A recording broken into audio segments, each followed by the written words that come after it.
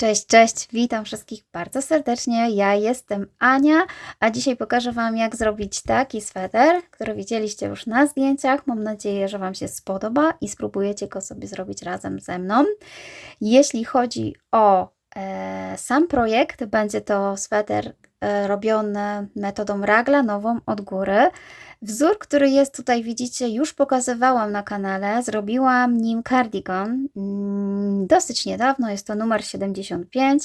Pokazywałam, jak zrobić cardigan, no i zapowiadałam, że planuję właśnie zrobić taki sweter.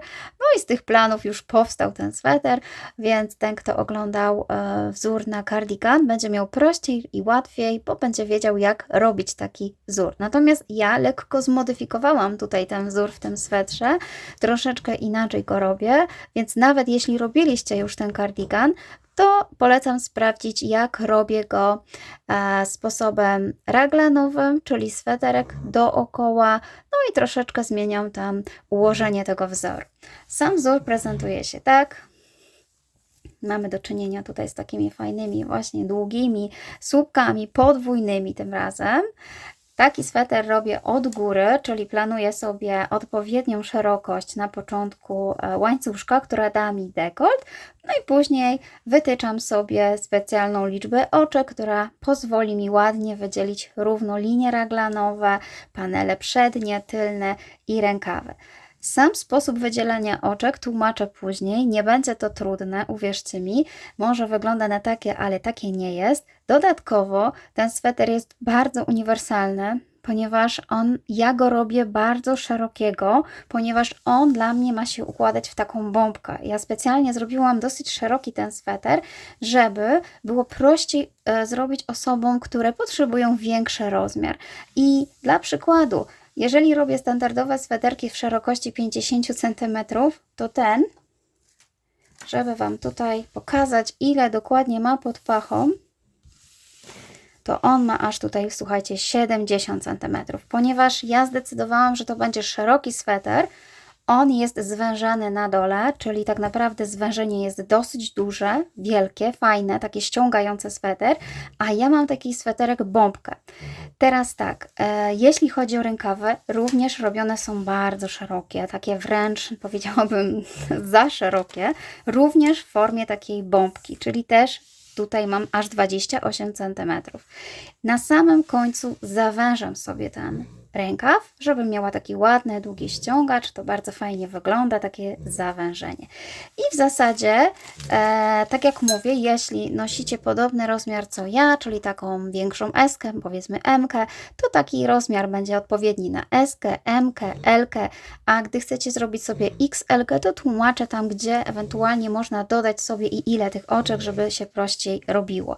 Sam wzór jest naprawdę bardzo prosty, przyjemny. Trzeba tylko uważać, żeby się nie pomylić z wbijaniem, natomiast oczywiście ja Wam wszystko wytłumaczę, jak to robić, nie mamy żadnych szwów, wszystko ładnie idzie dookoła, pomimo, że robię go tam i z powrotem, szef łączeniowy jest tak ukryty, że sami nie będziecie wiedzieć, gdzie on tak naprawdę jest. No i oczywiście ja polecam serdecznie sprawdzić, jak to się robi, spróbować, nie bać się, do odważnych świat należy. To, co wygląda trudne, wcale nie jest trudne w rzeczywistości, kiedy się podejmujemy próby zrobienia, a czasami po prostu nas tylko wzmacnia i upewnia, że damy radę. Tak wygląda linia raglanowa, ona jest z każdej strony. Tutaj próbuję Was zachęcić i zaprezentować ten sweter. Oczywiście Wy możecie sobie zrobić taki sweterek dowolną włóczką, ale ja zrobiłam sobie ją z bawełny od Drops Safran. W dopisie na dole powiem Wam dokładnie, ile tych motków zużyłam. Bodajże jest to niecałe pół kilo, ale dokładnie Wam tam opiszę, ile to wyszło. Użyłam szydełka 3 mm. Polecam sobie zrobić taki sweterek naprawdę dowolną włóczką, bo to nie jest tak, że ja dedykuję specjalną włóczkę dla tego wzoru. Także to, co lubicie, możecie wykorzystać. Nawet takie włóczki od kokonek, takie niteczkowe też bardzo fajnie wyjdzie. No tylko oczywiście wtedy trzeba sobie przeliczać inaczej liczby oczek, bo to jest inna grubość włóczki. A tak to, no jeżeli macie taką włóczkę, to jak najbardziej polecam. na taki właśnie wiosenny, fajny sweterek. Oczywiście to też może być sweterek pod jakiś top z długimi rękawem, więc tak naprawdę sami możecie zdecydować. Ja tylko mówię, że będzie go bardzo prosto zrobić, ponieważ możecie robić taką samą liczbę oczek jak ja, bo jest po prostu szeroki. A mam nadzieję, że Was tutaj zachęcę do spróbowania, podjąć wyzwanie i zrobić sobie taki sweter razem ze mną. Ja oczywiście jestem bardzo wdzięczna wszystkim, którzy odwiedzają mój kanał, zostawiają łapkę w górę, zostawiają komentarz, wspierają. Tworzymy razem ten kanał, więc ja się cieszę, że Wy również na nim jesteście i co jakiś czas dajecie po sobie znać.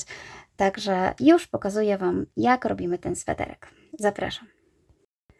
Tak wygląda korpus, zanim stworzymy sweter. Ten korpus jest, tak jak wcześniej wspominałam, szeroki, wielki, on się faluje. To jest taki nietypowy raglan, więc tak jak wspominałam, warto zobaczyć, czy te wymiary, które ja Wam podaję, będą pasowały i czy nie musicie w ogóle nic obliczać. Jeżeli korzystacie z tej samej włóczki, z tego samego szydełka, może się okazać, że nie musicie sobie dodatkowych obliczeń robić, ponieważ tak naprawdę robimy taki nietypowy, falujący sweter, który tak naprawdę będzie szerokim swetrem raglanowym.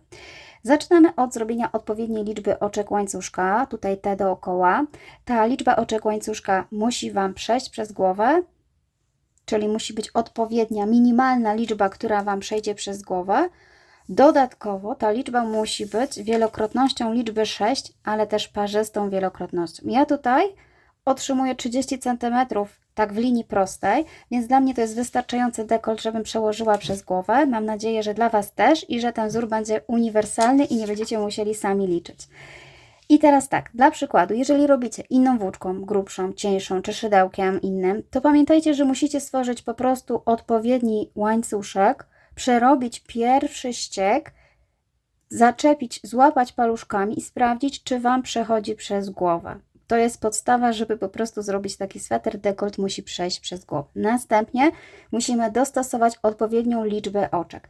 Tak jak wspominałam, musi to być parzysta wielokrotność liczby 6, czyli ja nabrałam sobie 120 oczek łańcuszka i jeżeli podzielę to przez 6, ponieważ mamy 6 oczek potrzebnych na stworzenie takiego segmentu, to uzyskam liczbę 20. Liczba 20 jest liczbą parzystą, więc jak najbardziej nadaje się do stworzenia swetra raglanowego, bo jak wiecie, raglany potrzebują parzystej liczby, żeby odpowiednio podzielić sobie te segmenty. Natomiast jeżeli nabrałabym 126 oczek i podzieliła przez 6, to wyszłoby mi 21, no i to jeden nijak idzie komu dać, czy rękawom, czy panelom, bo nie ma jak go podzielić. Więc pamiętajcie, że zawsze będziemy zwiększać liczbę oczek co 12 tak naprawdę. Czyli zamiast 126 musielibyśmy nabrać 132 i wtedy podzielone na 6 da nam 22. Tak będziemy rozszerzać, czyli jeżeli macie cienką włóczkę, to musicie dodać co 12 oczek. Jeżeli macie grubszą, to zmniejszyć co 12 oczek. Mój wzór jest dosyć uniwersalny. Myślę, że każdemu się może przyda, jeżeli będzie robił podobną włóczką i może nie ma potrzeby aż tak kombinowania. Dobrze, co to nam wyszło? Ta liczba 20 to są tak naprawdę te segmenty, które stanowią wzór. I teraz te segmenty sobie muszę tak podzielić, żeby część stanowiła na panel przedni, tylni oraz na rękawę. Ja sobie przyjmuję taką technikę, że zawsze sobie dzielę te 20 na pół, czyli oczywiście to będzie 10, na pół, ponieważ łatwiej mi jest przydzielić wtedy te segmenty. Na pół mam na myśli pół swetra, czyli panel przedni i rękaw. To jest dla mnie pół swetra. Cały rękaw i cały panel przedni. Po bokach mam rękawy, czyli tutaj. Z przodu mam oczywiście panel przedni i z tyłu mam panel tylny. I teraz tak, tutaj zaznaczyłam punkty raglanowe, czyli w miejscach, w których będziemy sobie zwiększać. Dokładnie te. Mamy takie 4 punkty, ale wzór jest na tyle fajny, że wcale nie musimy ich doliczać do tych oczek tutaj, ponieważ tak naprawdę one same nam wyjdą z tej liczby, którą mamy, ponieważ my nigdy nie skorzystamy z całej szóstki potrzebnej na panel przedni, tylny czy też rękaw, ponieważ on zawsze się będzie niesymetrycznie tutaj zachowywał. Jedna część musi się zacząć takim wzorem i druga część też musi się skończyć takim wzorem, czyli nie mamy pełnego panelu. I przez to, że nie ma tego pełnego panelu, zostaje nam dodatkowe zawsze 2 oczka, które po prostu wykorzystuję sobie na stworzenie reglanów. Zarówno właśnie tych i tych. Zobaczycie sami, że to wszystko wyjdzie w trakcie robienia, nie trzeba się na tym skupiać, czyli totalnie nie dodajecie żadnych dodatkowych oczek na linię reglanową. Skupiacie się tylko na tym, żeby powstała Wam liczba, która będzie oczywiście parzystą wielokrotnością liczby 6. I teraz jak rozdzielam te 10 moich segmentów? Bardzo prosto. Mam taką technikę przy reglanach, że u mnie sprawdza się dzielenie albo może tutaj zapiszę, albo 1/3 idzie na rękaw, a 2/3 idzie na panel, albo 1/4 idzie na rękaw, a 3/4 idzie na panel. Wszystko zależy, ile mam oczek, jaki jest wzór szeroki, jak to się będzie układało. I tak naprawdę nie mam jakiejś jednej reguły, po prostu robię to takim sposobem, a nie innym. To mi się sprawdza. Teraz dla przykładu, tutaj mam 10 segmentów, więc muszę tak podzielić, żeby część z tych segmentów starczyła na panel przedni, a część oczywiście na mój rękaw, tak? I teraz tak, idąc techniką 1/4, no nie da się podzielić tego dokładnie na 1/4, ponieważ wyszłoby mi 2,5. Idąc techniką 1/3 też nie dam się dokładnie tego podzielić, więc oczywiście nie sugeruję się aż tak dokładnie, tylko robię tak, jak uznaję, że będzie stosowne. Więc po prostu tutaj mniej więcej dałam po 3 segmenty na rękawy, no i po 7 na przód i tył. Mniej więcej jest to, powiedzmy, rozwiązanie pomiędzy jednym a drugim. Oczywiście, jeżeli lubicie mieć węższe rękawy, bo tutaj naprawdę będą szerokie te rękawy, można zacząć od 2 segmentów na rękach, a dodać ten jeden segment tutaj. Tylko pamiętajmy, żebyśmy oczywiście porówno podzielili sobie panel przedni i tylny, no i porówno rękawy, bo sweter musi być symetryczny. Tak to rozdzielam. Mam nadzieję, że mój przydział będzie Wam odpowiadał, bo sweter naprawdę to nie jest taki typowy, taka bluzeczka, która musicie dokładnie wymierzać, bo ona jest po prostu robiona na bardzo szeroki raglan. Tak jak sami widzieliście, ona się tutaj faluje i ma się falować. Ostatecznie dopiero ułoży się po zrobieniu całego sweterka. Dobrze, to teraz Wam pokażę, jak będzie wyglądał wzór, a Wy pamiętajcie, że jeżeli chcecie zwiększać sobie ten raglan, to musicie dodać 2 segmenty, czyli po 12 oczek. Jeżeli dodacie 2 segmenty, to zdecydujcie, czy ten segment pójdzie na rękawy, czy pójdą na panele. Zawsze musimy parami dodawać ten segment. Dobra, no to bierzemy teraz włóczkę i szydełko. Postanowiłam, że przerobię z Wami te początkowe rzędy na tradycyjnej liczbie oczek, na takiej, do której używałam, czyli 120, żeby nie mieszać już w próbkach, żebyście wiedzieli, jak to dokładnie robić. Więc na początek robimy pętelkę podstawową, tak jak umiecie, i musimy nabrać te 120 oczek łańcuszka, czyli po prostu biorę szydełko i nabieram 120 oczek łańcuszka. Raz, 2, 3, 4, 5, 6. Dobrze, mam nabrane 120 oczek i teraz pierwszy rząd to jest taki rząd początkowy. Dla Was też dobrze sobie zrobić właśnie taki rząd, zanim zaczniecie cały sweter, żeby właśnie sprawdzić, czy łatwo przechodzi Wam ten łańcuszek przez głowę, ale uwaga, nie łańcuszek, tylko łańcuszek z pierwszym wzorem, bo to jest ważne, sam łańcuszek zawsze może być szerszy, a ważne jest, jak się zachowuje po ustabilizowaniu pierwszego wzoru. 120 oczko mam tutaj, robię oczko brzegowe na obrót, którego oczywiście nie wliczam. Odwracam łańcuszek w taki sposób, żeby widzieć pętelkę z tyłu. Będę posługiwała się tutaj pętelką z tyłu, taką środkową. To jest ważne, bo wtedy będzie ładnie wyglądać brzeg naszego swetra. Ja już nie robię jakiegoś wykończenia dookoła, ponieważ będzie wykończenie na dole i bokach, rękawach, więc nie chcę obciążać dodatkowo tego swetra ściągaczem, więc nie planuję ściągacza na górze. Robię narzut od dołu. Wbijam się w tą pętelkę, pobieram ją, przekładam i od razu to oczko również przytrzymuję sobie tutaj wszystko, żeby mnie puściło, przekładam przez te 2 pętelki. I zaznaczam sobie pierwszą pętelkę, żeby mi się nic nie pogubiło. Pierwszy ściek jest Są to oczka ścisłe z narzutem. To jest tylko wyjątkowy tutaj ściek, żeby ładnie wyglądał dekont, żeby ten brzeg był ładny i do końca się tak też nie rozszerzał, więc przerabiam go tylko oczkami ścisłymi z narzutem. I znowu narzut, wbijam się w kolejne oczko, pobieram, przeciągam, przytrzymuję sobie tutaj paluszkiem i przeciągam przez wszystkie pętelki.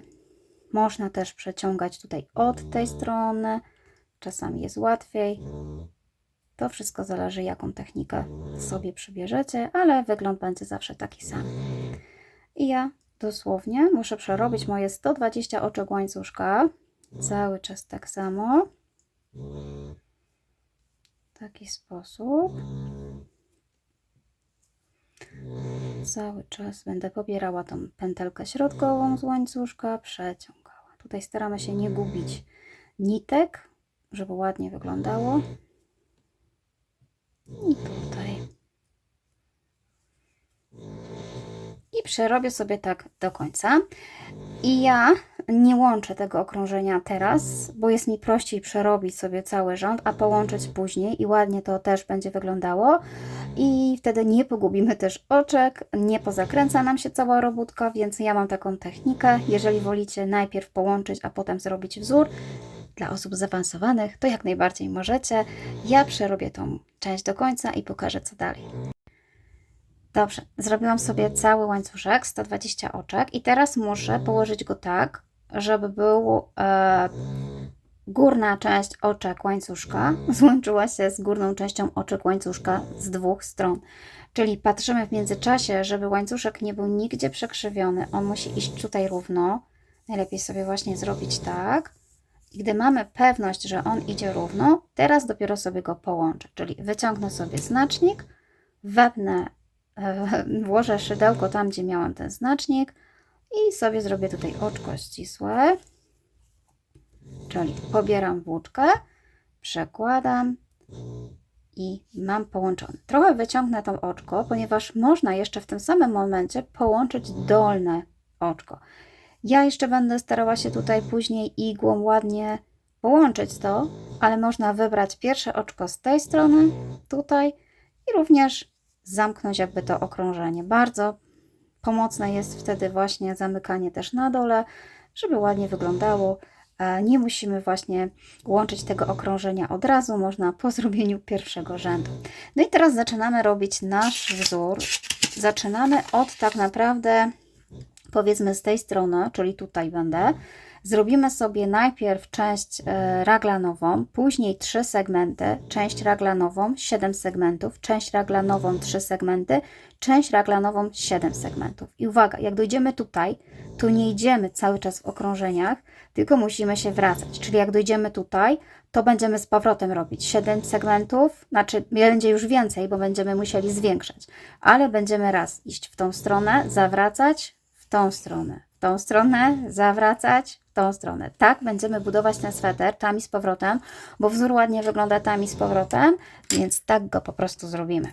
A ja Wam pokażę, jak to będzie. Naprawdę bardzo prosto. Wystarczy tylko na początku zapamiętać zasadę, gdzie się wbija, a później, gdzie wbijamy szydełko, a później naprawdę szybko będziemy sobie już mogli sami tworzyć ten wzór. Czyli tak jak wspominałam, zaczynamy od tej części. Ja jeszcze nie połączyłam tutaj w tym swetrze tego tutaj, ale jeszcze go połączę. Zaczynamy od linii raglanowej, która się będzie składała z takiego V i tutaj należy zapamiętać, że tylko w tej linii raglanowej będziemy wykonywać takie słupki, zwykłe słupki. Natomiast tę część tutaj to są te podwójne słupki z podwójnym narzutem. Żeby się nie pomylić i nie tworzyć podwójnych słupków tutaj, ponieważ ja już tak robiłam i niestety przez to, że miejscami mamy zwykły półsłupek i się zapada ten wzór, to jak będziemy tworzyć tutaj tej linii raglanowej podwójne słupki z podwójnym narzutem, to ona się będzie bardzo tutaj rozciągać. Więc musicie to zapamiętać, że w tej linii raglanowej używamy zwykłych słupków. Wiem, że ciężko będzie, ale mam nadzieję, że się przekonacie. Jak zaczniecie robić źle, że się coś wyciąga. Wtedy pamiętajcie, że mówiłam, że robimy zwykły słupek. Zaczynamy od tego, że to oczko, które było łączeniowe, już wykorzystujemy do naszej linii raglanowej. Więc od razu w tym oczku zrobimy sobie nasze V. Czyli robię 4 oczka łańcuszka. Raz, 2, 3, 4.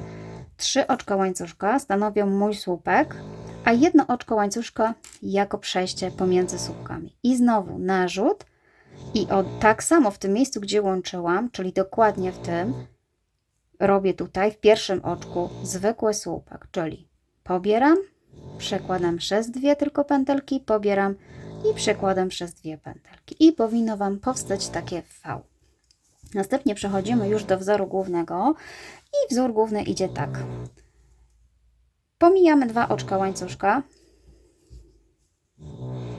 robiąc tylko jedno oczko łańcuszka, ale pomijamy 2. Czyli po zrobieniu tego wzoru robię 1 oczko łańcuszka, pomijam 2, wbijam się w trzecim. Robię 2 narzuty, czyli pamiętajcie, tu już zmieniamy na taki podwójny słupek i wykonuję taką sekwencję, że robię podwójny słupek, czyli przez 2 i przez 2, oczko łańcuszka, 2 narzuty i znowu podwójny słupek w tym samym miejscu, oczko łańcuszka, podwójny słupek w tym samym miejscu. Raz i 2 i 3. Oczko łańcuszka, znowu pomijam 2 oczka i w trzecim zahaczam tutaj zwykłym półsłupkiem. I taką sekwencję musimy wykonać na rękaw. Z tym, że tak jak wspominałam, chodzi mi o 3 sekwencje, które się będą tutaj zaczynały tym wzorem. To nie będzie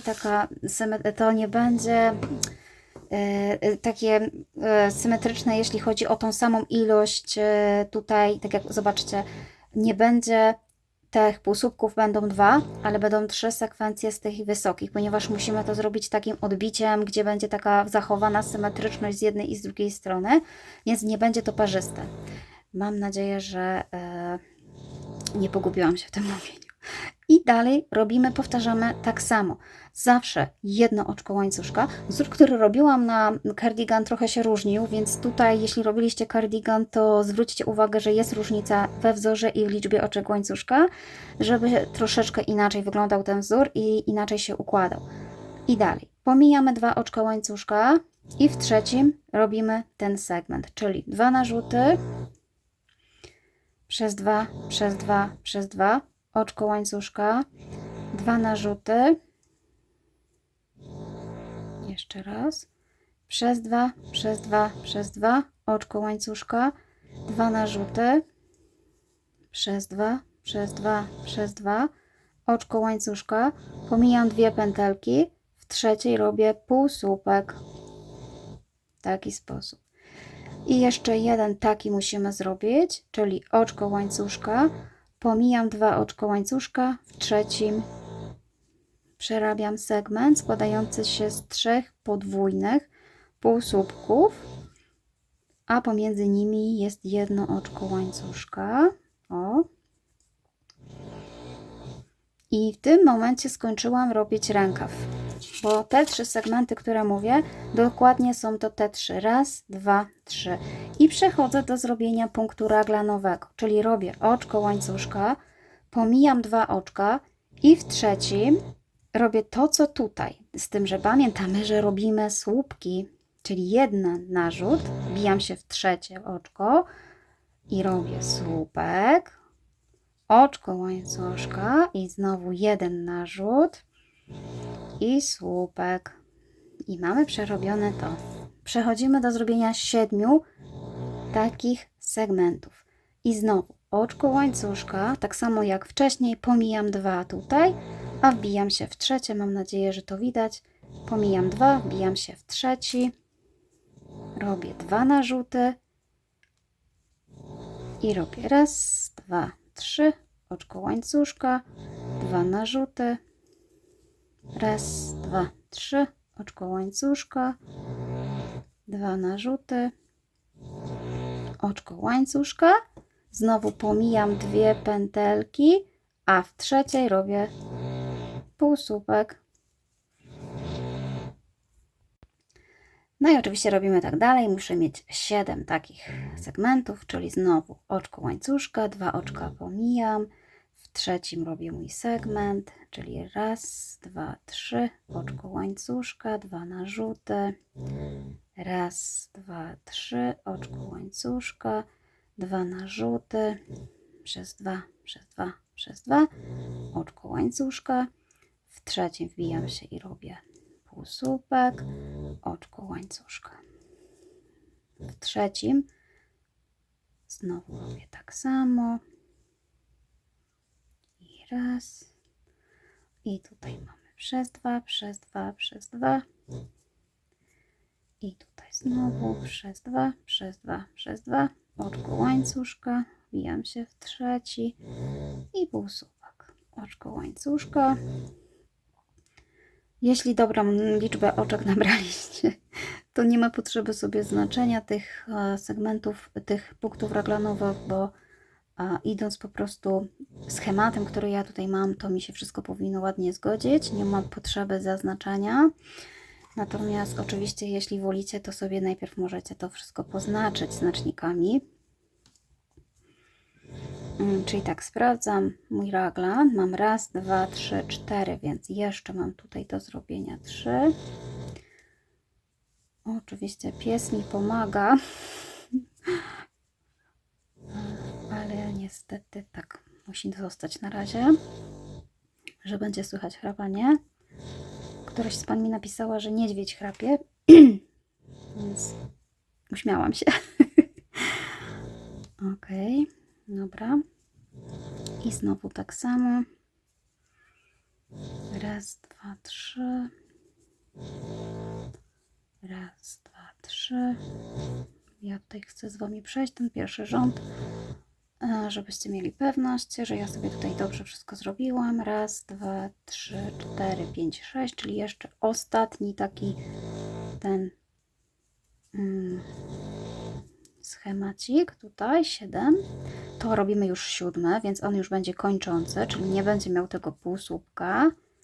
Musi się tak samo kończyć i zaczynać.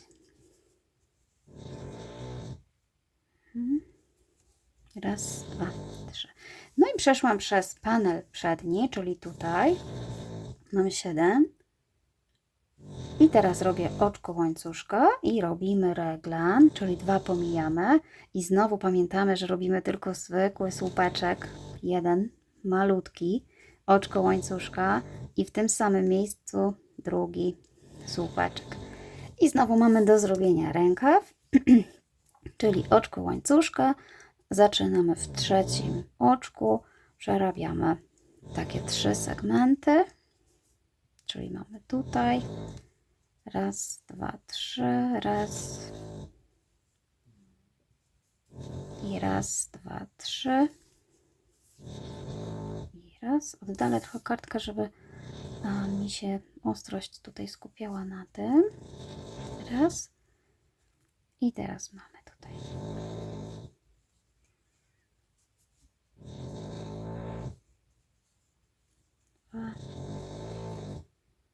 Jeszcze tutaj raz, 2, 3, czyli mam zrobione dopiero 2, więc jeszcze tutaj jeden półsłupek w trzecim oczku i ostatni segment na rękaw, czyli raz, 2, 3, oczko łańcuszkę,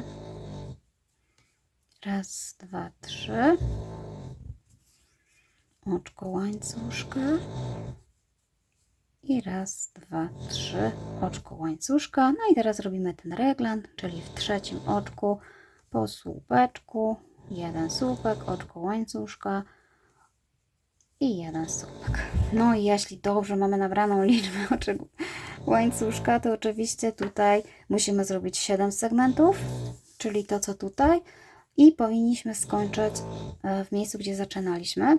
Ja tutaj przerobię jeszcze tylko jeden z Wami segment, żeby nie przedłużać filmu, ale oczywiście ja się z Wami za chwilkę połączę, jak sobie dorobię pozostałe segmenty. Czyli mam nadzieję, że wiecie tutaj o co chodzi. To już nie jest trudne. Trzeba po prostu pierwszy rząd osadzić. I zaraz wracam. Ok, jestem już prawie na końcu i przy ostatnim półsłupku powinno Wam zostać 5 oczek do końca łańcuszka. I te 5 oczek tak naprawdę wykorzystujemy tylko to środkowe, czyli 2 pomijam i środkowe. I tutaj robię właśnie ten segment w tym trzecim, a zostały mi 2, więc wszystko się zgadza. Tak jak miało być, tak jest. Jeśli u Was nie, to bardzo często się zdarza, że po prostu gdzieś pomyliliśmy i nie zostawiliśmy 2 oczek, tylko jedno albo więcej. Tutaj czasami się zdarzają właśnie tego typu pomyłki, że w środku nie zostawiliśmy 2 oczka, tylko jedno lub nawet więcej, więc warto sprawdzić. Warto też sprawdzić po zrobieniu pierwszego łańcuszka, czy macie taką liczbę oczek, czyli 120, żeby na marno nie robić pierwszego rzędu, żeby po prostu nie pruć. Jeżeli wszystko się zgadza, to łączymy teraz ze sobą.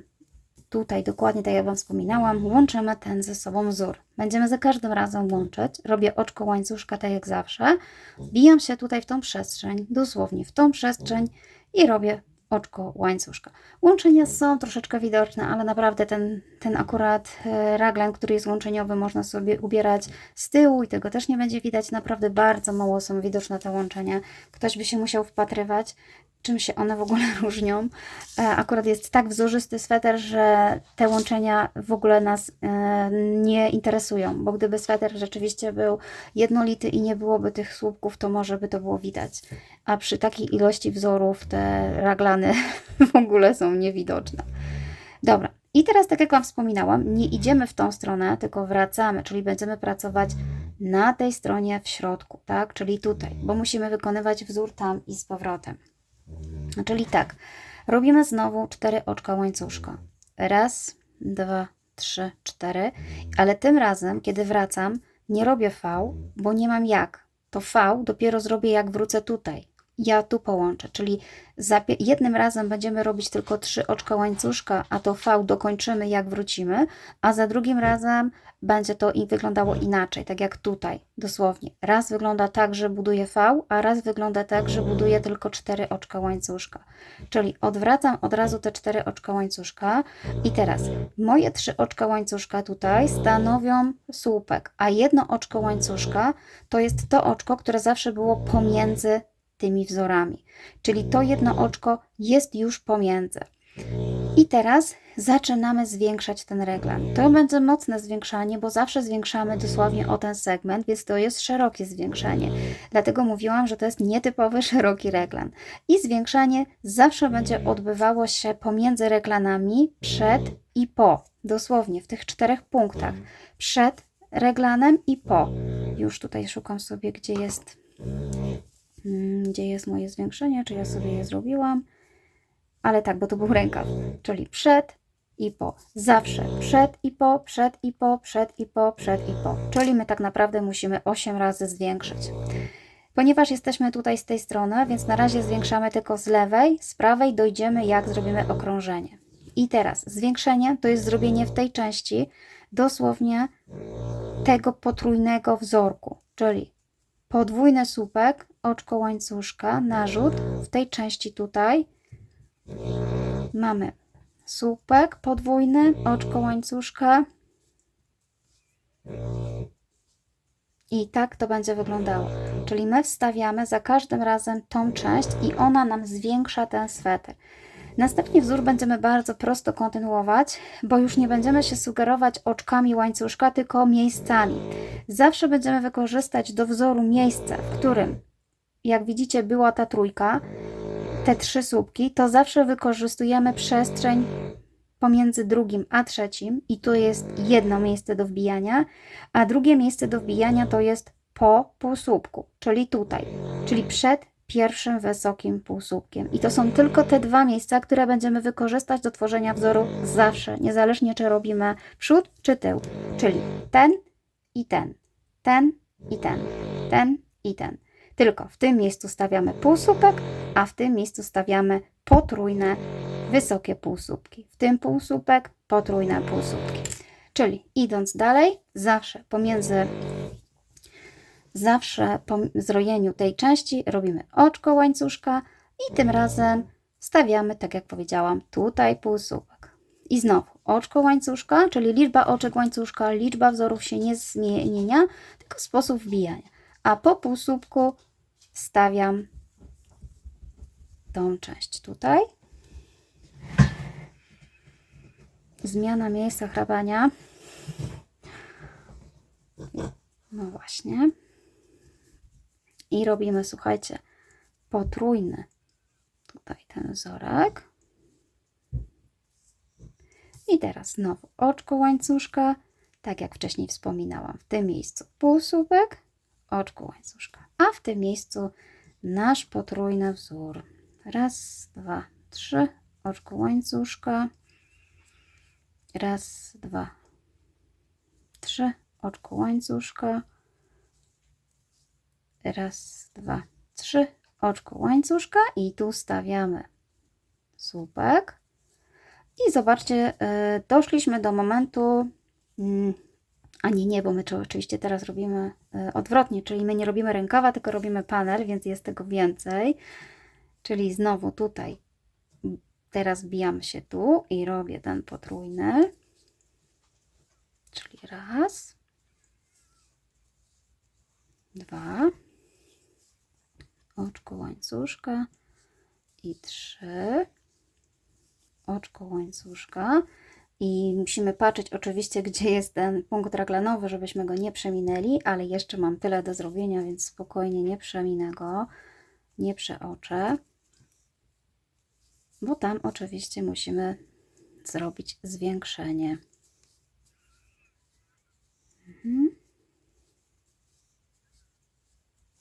Mamy tutaj oczko łańcuszka. Jak zobaczcie, naprawdę bardzo prosto się zapamiętuje ten wzór. Miejsca tylko, w którym wbijamy, a cały czas segment wygląda tak samo. Ja chcę tylko jeszcze po prostu pokazać Wam miejsce zwiększeń. Tam i z powrotem, jak to się pracuje. Za półsłupkiem robię tą część.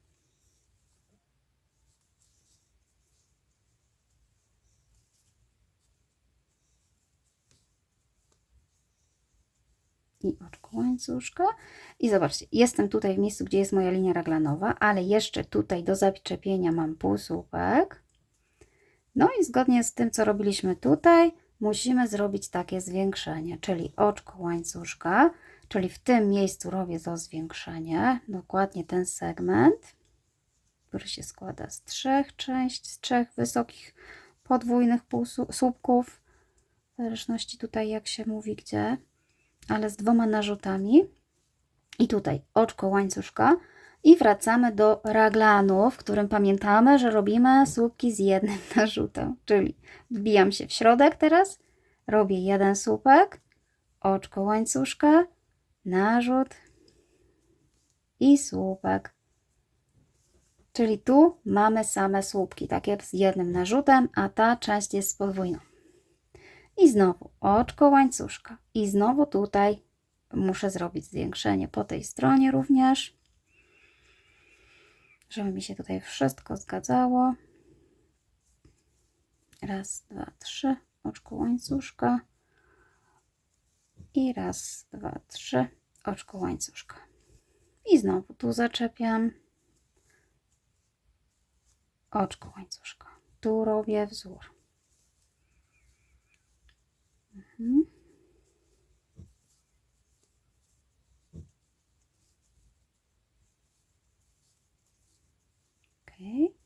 Oczko łańcuszka. Jeszcze tylko z Wami przerobię tę część rękawa zwiększającego, żeby już nie przedłużać, bo mam nadzieję, że już wiecie, jak to robić.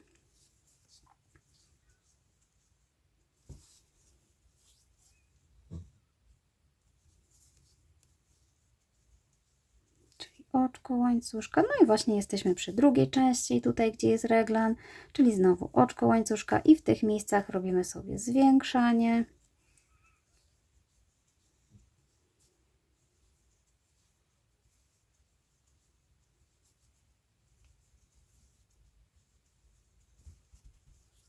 I oczko łańcuszka, słupek z jednym narzutem, oczko łańcuszka i słupek z jednym narzutem, oczko łańcuszka, zwiększenie.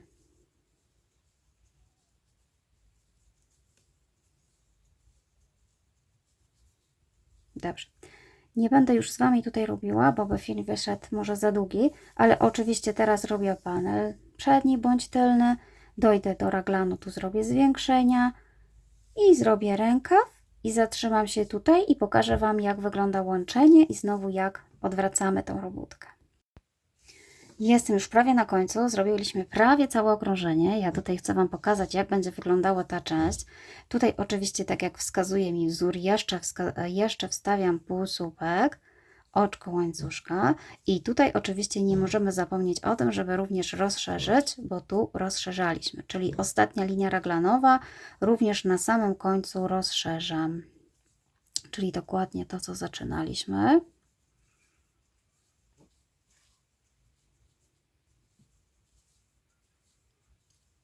I znowu po rozszerzeniu robię oczko łańcuszka i tym razem, zobaczcie, muszę nadbudować to V, czyli robię narzut, wbijam się tutaj w to V, tutaj, przerabiam słupek, robię oczko łańcuszka i staram się wbić w trzecie oczko, ale jeśli Wam się nie uda, to w dowolnym miejscu.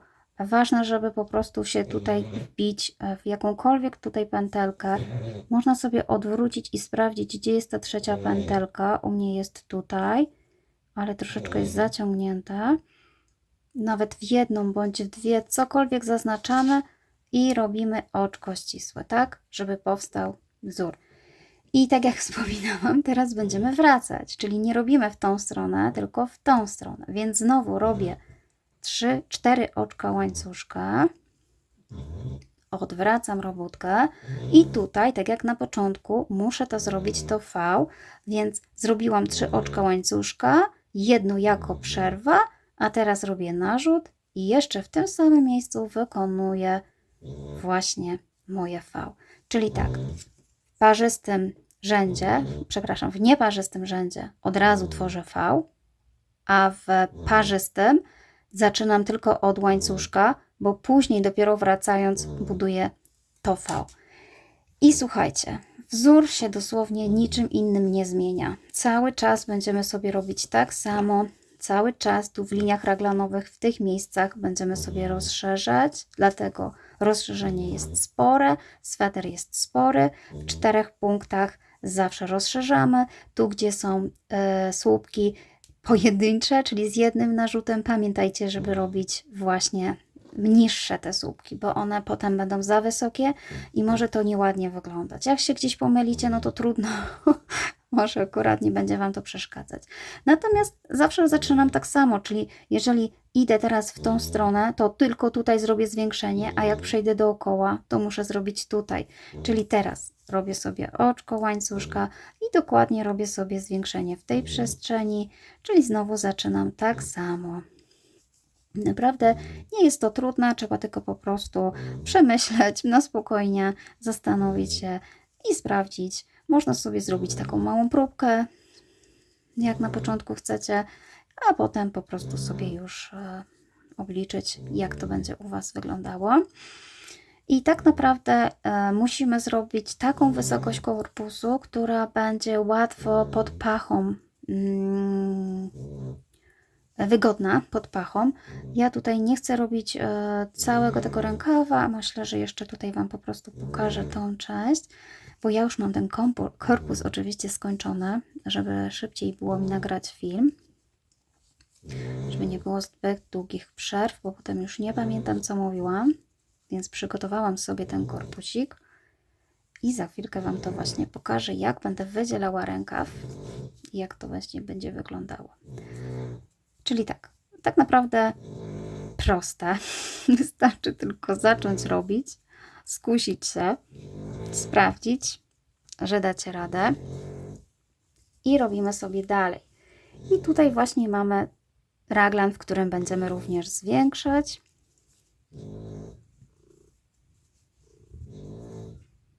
I tutaj w tym miejscu musimy sobie zrobić zwiększenie, tak jak Wam pokazywałam, na 3. No i tutaj oczywiście oczko łańcuszka, pojedynczy słupek.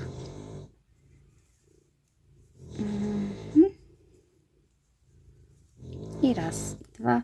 No i oczywiście tutaj zwiększenie.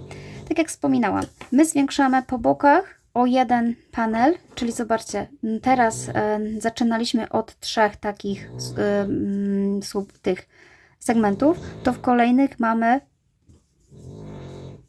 1, 2, 3, 4 tak naprawdę. Potem mamy 5. Tak to się dziwnie zwiększa, no ale tak to będzie wyglądało. Ja tutaj... Dobrze, zrobiłam zwiększenie, bo myślałam, że nie zrobiłam. Tak się będzie tutaj to prezentowało, czyli budujemy cały czas tam i z powrotem, tam i z powrotem. I musimy uzyskać odpowiednią wysokość, żeby można było pachy rozdzielić, żeby pod pachą było wygodnie. To wszystko zależy od Was. Ja Wam pokażę, jak to wygląda na moim panelu. A tak wygląda to na moim panelu. Ten korpus jest dosłownie taki ogromny, wielki. I teraz tak, jak już chcecie sprawdzić, czy jest dobry, to po prostu wystarczy złapać te rogi, zahaczyć sobie tutaj w miejscu, gdzie jest raglan, zapiąć sobie spinaczem z jednej i z drugiej strony, ubrać na siebie i sprawdzić, czy to zapięcie, które jest pod pachą, Wam nie przeszkadza, czy już jest dobre. Bo to jest taki sweter, który można budować dosyć długo jeszcze, ale też będzie bardzo szeroki, więc ja nie chcę go budować aż tak, żeby był pod pachą bardzo szeroki, więc ja tutaj mam raptem, jak się rozszerzy i powiedzmy wypierze, to jest 17-18 cm i mi tyle wystarczy. Natomiast jeżeli Wam jest mało, to musicie zrobić jeszcze 2 może rzędy. To wszystko zależy od Was, jak tam u Was to wszystko się układa. Robimy dla siebie, więc się nie przejmujecie kto jak ma, tylko po prostu robimy. No i teraz tak, ja akurat skończyłam na takim rzędzie, gdzie po tej stronie mam tutaj rękaw. I żeby oddzielić ten rękaw, tak naprawdę teraz będę pracowała z tej strony, bo jakby pracujemy tam i z powrotem, więc wydzielając rękaw, muszę teraz najpierw przerobić... To mi się źle zahaczyło, ale za chwilkę sobie to poprawię. Muszę sobie najpierw przerobić panel przedni. Jeśli zrobiliście tak, że Wy zaczynacie od rękawu, to trzeba będzie pominąć ten rękaw, bo to wszystko zależy od tego, jak Wam się tutaj skończyło. Mi się skończyło akurat na tej stronie, gdzie będę wracała i robiła panel. Ale jeśli Wam się skończyło na takiej stronie, że będziecie wracać i robicie rękaw, to rękaw trzeba będzie pominąć. Trzeba będzie całkowicie go pominąć i zacząć od robienia reglanu. Dosłownie tej części, czyli pomijamy ten i zaczynamy od środka, tutaj wbijamy się i robimy sobie linię raglanową. Ja natomiast muszę to oczywiście najpierw przerobić ten panel tutaj i dopiero pominę sobie rękaw. Nie ma prawdopodobnie znaczenia, z której strony zaczęliście, jak Wam wyszło.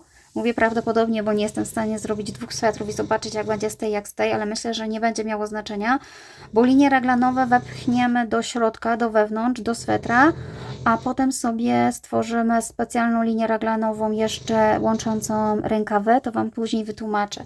Więc tak, ja przerobię jeszcze tą część i pokażę Wam, jak pomijam rękaw. Ok, słuchajcie, postanowiłam dograć jeszcze filmik na małej próbce, którą z Wami robiłam, ponieważ w następnym filmiku pokazuję trochę okrojoną wersję oddzielania rękawów, ponieważ gdzieś mi film uciekł. Coś się stało z jedną częścią filmu i niestety nie jest dokładnie pokazane, jak oddzielam rękaw. Natomiast oczywiście pokazałam to później przy oddzielaniu drugiego rękawu, ale żeby nie było żadnych pytań i problemów, że coś było niejasne i niewidoczne, pokazałam ten początek, pokażę Wam po prostu jeszcze raz, tylko będzie to widoczne na tej małej próbeczce, może nawet będzie bardziej widoczne i jakby będziemy mogli się teraz skupić na tym rozdzielaniu tego rękawu. Czyli stanęłam na tym, tak jak Wam wcześniej wspominałam, że ja rozdzielam rękaw, akurat przerobiłam całe okrążenie i my jestem tutaj na początku, ponieważ mam ten sznureczek. I przyjmijmy, że mamy gotowy już ten korpus, tylko ja nie będę robić tych rzędów dalej, bo chcę Wam pokazać na małej próbeczce. Więc tak jak tutaj widzicie, zrobiłam sobie ostatnie rozszerzenie i teraz muszę połączyć tutaj z moim reglanem, więc robię sobie oczko łańcuszka, no i łączę tutaj z tą linią raglanową. I teraz chcę rozdzielić rękaw. Oczywiście nie rozdzielam go teraz, bo ja jestem przy panelu głównym i robię wzór tam i z powrotem, więc będę musiała wrócić i zrobić tą część panelu i dopiero oddzielę ten rękaw. Później zrobię tą część panelu i dopiero oddzielę ten rękaw i będę tutaj.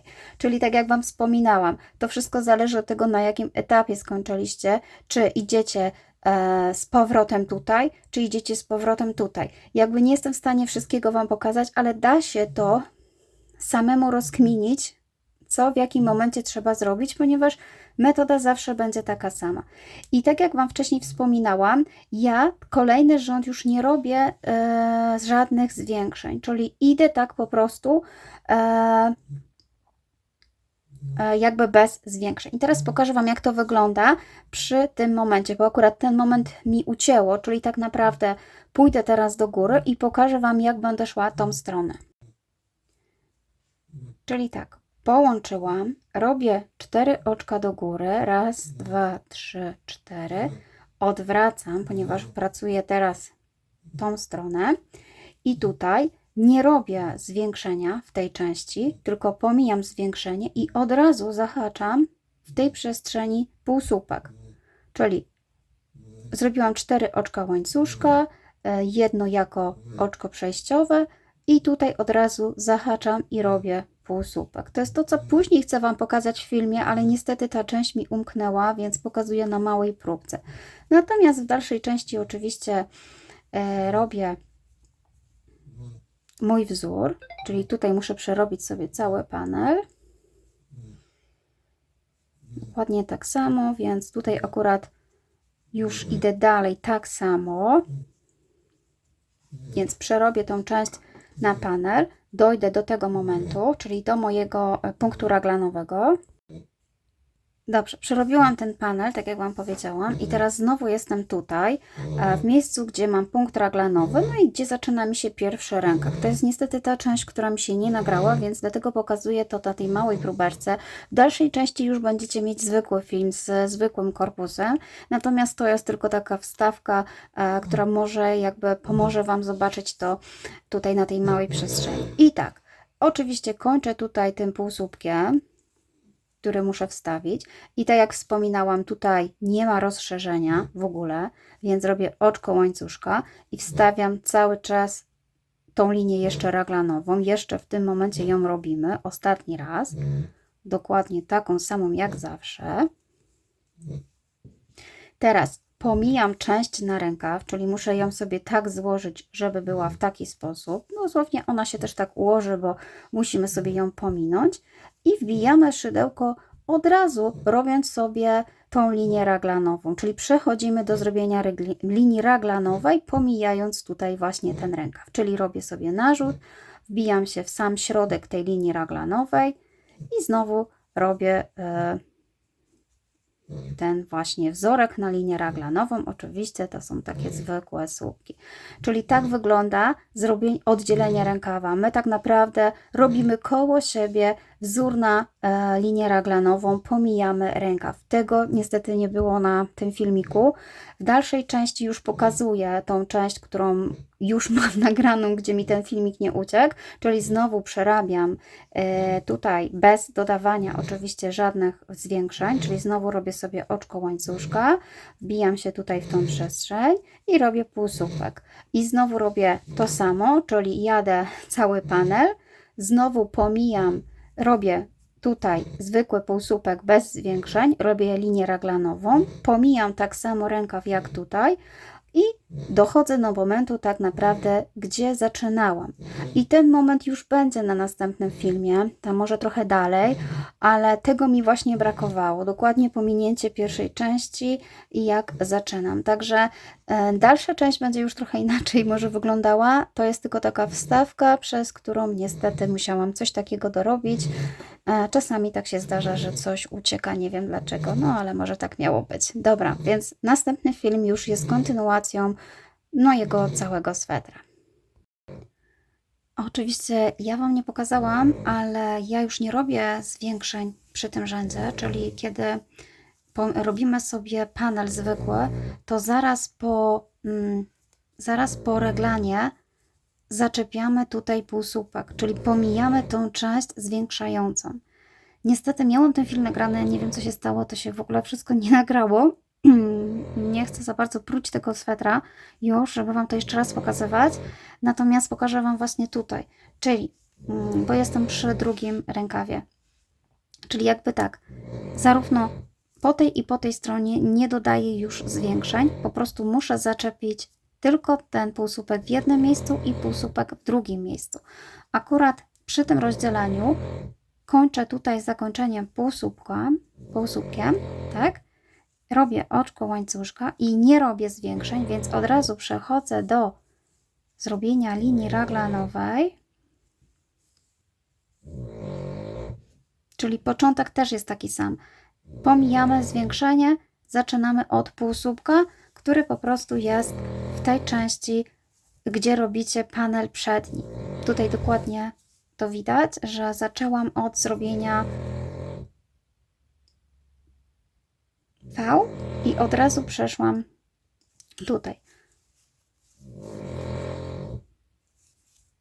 To wszystko, mówię, zależy od tego, jak Wy zaczynacie, ale pamiętajcie, że pomijamy to rozszerzenie. I teraz ja mam taki moment, że muszę pominąć rękaw. To jest już mój drugi rękaw. Gdzieś coś się stało z jednym filmem, ale pomijanie rękawu jest zawsze takie same, czyli z chwilą, kiedy zrobicie raglan, czyli linię raglanową, układacie sobie w taki sam sposób sweter, czyli na tą stronę wywijamy, robimy jakby po jednej stronie cały czas teraz, więc składamy w taki sposób, pomijam ten rękaw i przechodzę do miejsca, gdzie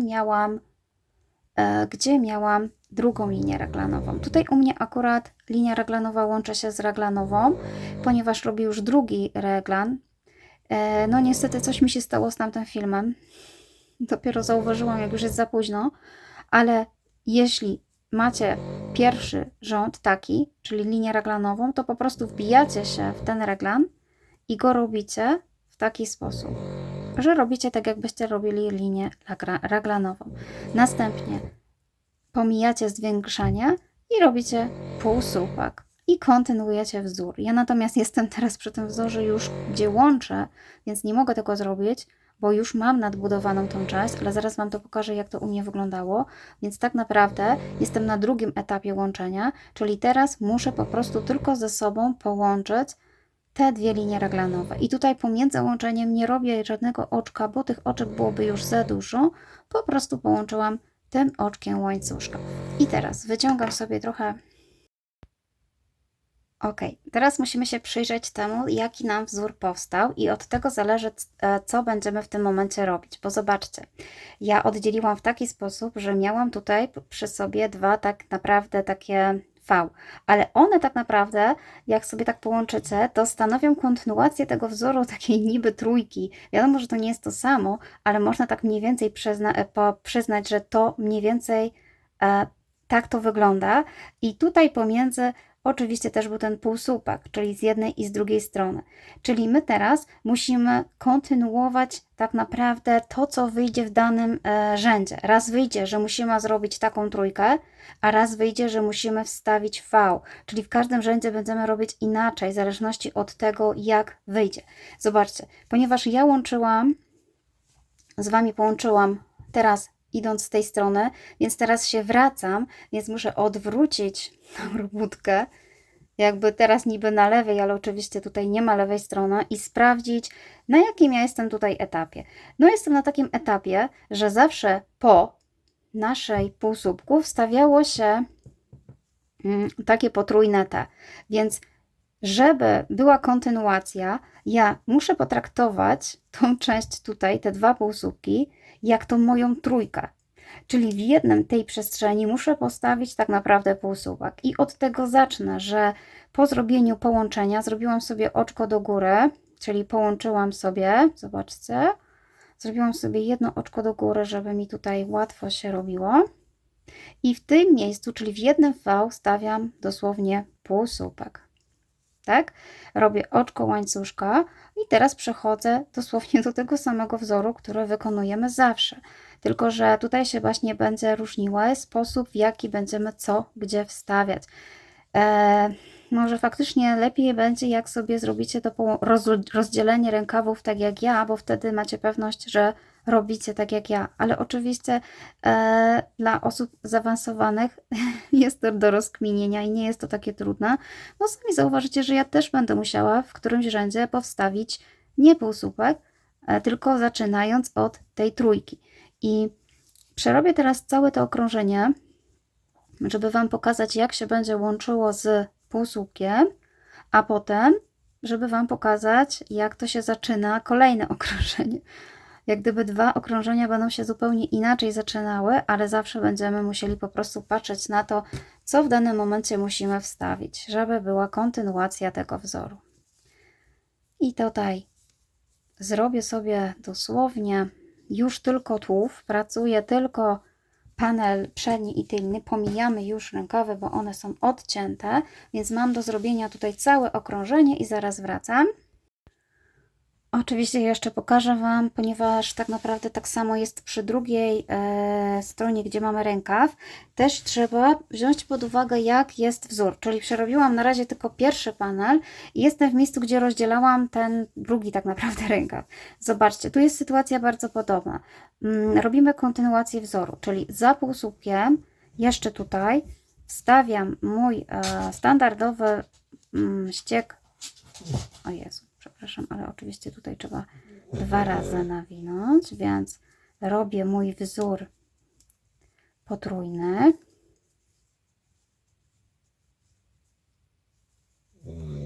Natomiast oczko do góry.